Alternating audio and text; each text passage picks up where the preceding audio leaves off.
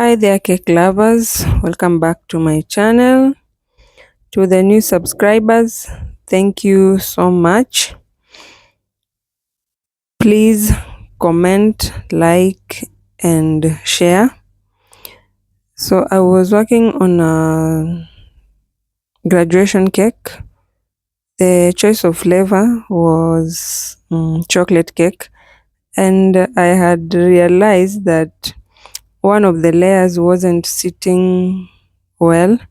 So that's why I was working on it.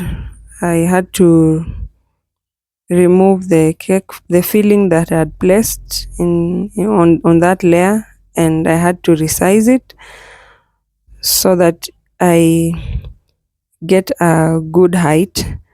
So sit back, relax, and enjoy. Please don't forget to share with your friends, your family, so that they subscribe to my channel and continue to enjoy my content. See you on the next one.